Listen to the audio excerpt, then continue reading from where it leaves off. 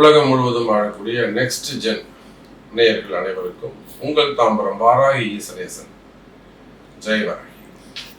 சனி பெயர்ச்சி நடந்து சனி தரும் யோகங்கள் யாருக்கெல்லாம் இந்த வருஷம் இந்த சனி பகவானுடைய கருணை இருக்க போது. இந்த சனி பெயர்ச்சி ரொம்ப முக்கியமான சனி பெயர்ச்சின்னு சொன்னேன். அதாவது முக்கியமான அதுக்கு என்ன மீனிங்னா ரொம்ப கடுமையான அப்படின்னு சொல்லலாம். இந்த சனி பெயர்ச்சி நடக்குது ஆரம்பிக்குது அப்படின்னு சொல்லும்போது பார்த்தீங்கன்னா புதுசாக ஒரு வார் ஆரம்பிச்சிருக்கு. பொருளாதார வீழ்ச்சி வந்திருக்கு.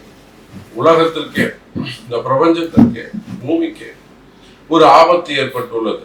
இப்போ புதுசாக இஸ்ரேல் போர் ஸ்டார்ட் ஆகிருக்கு.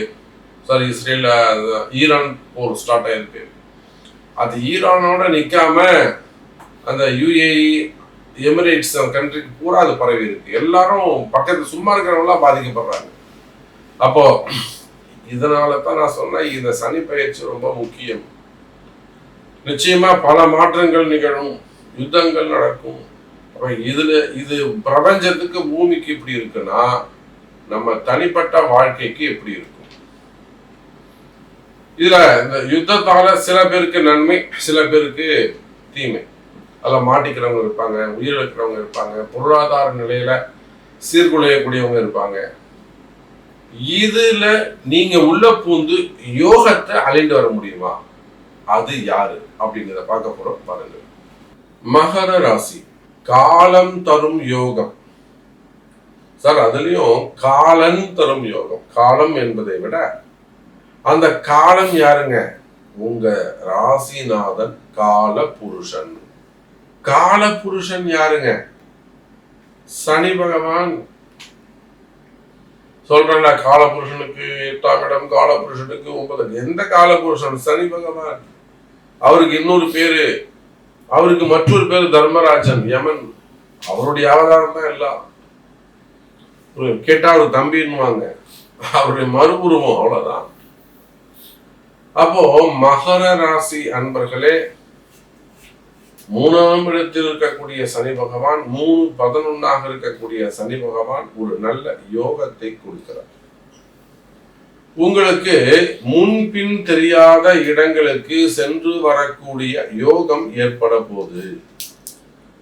9ஆம் இடத்திற்கு சந்திரன் வந்தாலும், 9ஆம் இடத்திற்கு சனி வந்தாலும், அல்லது 3-11 அப்படிங்கிற இடத்துல, ராசிக்கு 3-11ங்கிற இடத்துல அசுப கிரகங்கள் இருந்தாலும் அவங்க முன்பின் தெரியாத ஊர்களுக்கு சென்று வருவார்கள். அங்க போய் குழப்ப தேடுவாங்கன்னு அர்த்தம்.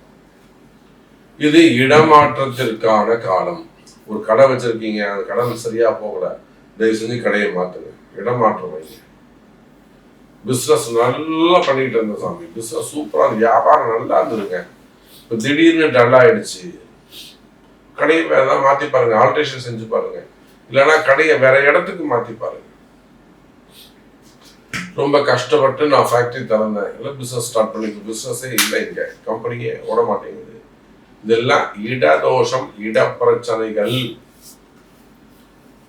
அப்போ இடமாற்றம். அதே போல ஒரு ஊர் விட்டு ஊர் மாறி பாருங்க. பூர்வீகத்திலே இருக்காதீங்க, அந்த கிராமத்திலே இருக்காதீங்க, கொஞ்சம் டவுனுக்கு வாங்க. அப்புறம் அங்கிருந்து வேற ஊருக்கு கொஞ்சம் முன்னுக்கு வாங்க.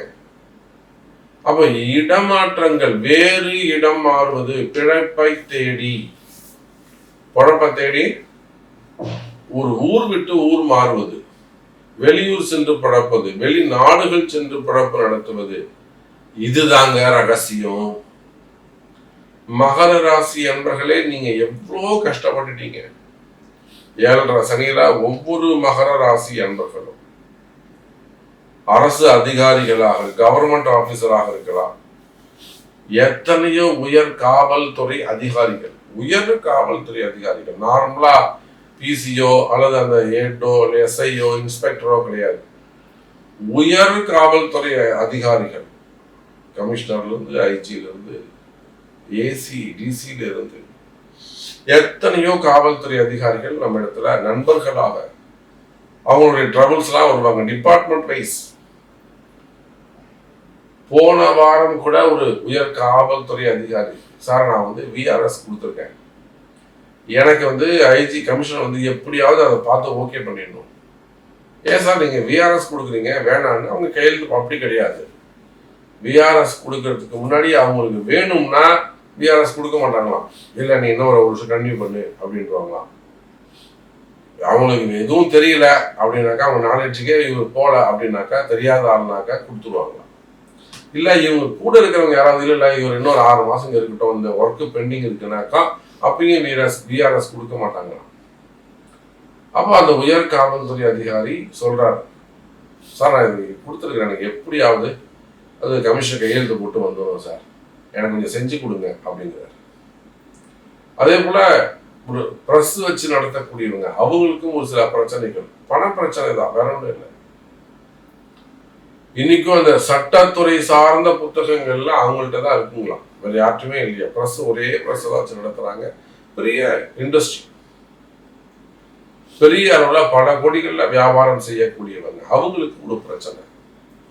அப்ப இது போல சட்டத்துறையாக இருந்தாலும் காவல்துறை அதிகாரிகளாக இருந்தாலும் சட்டமே அவங்க கையில இருந்தாலும் மகர ராசியாக இருப்பீர்களே ஆனால் இனி வரக்கூடிய காலங்கள் எல்லாம் நன்மை தரக்கூடிய காலம். நீங்க ஒன்றும் கஷ்டப்படணும்னு அவசியம் இல்லை. மகர ராசி அன்பர்கள் நீங்க யாராக இருந்தாலும் கஷ்டப்படணும்னு ஒன்றும் அவசியம் இல்லை. நல்லா இருக்கலாம், நல்லா இருக்கக்கூடிய நேரம், நல்ல நேரம் பிறந்து போச்சு, சிறப்பா இருங்க, சந்தோஷமா இருங்க. உங்களுக்கு என்ன பிரச்சனை, வேர்ல்ட வீடு நீங்க ஆண்களாக இருந்தாலும் பெண்களாக இருந்தாலும் உள்நாடாக இருந்தாலும் வெளிநாடாக இருந்தாலும் உங்களுக்கு எந்த மாதிரியான பிரச்சனையாக இருந்தாலும் அதற்குரிய பரிகாரங்கள் சொல்லித்தர முடியும். செய்தால் சிறப்பான வாழ்க்கை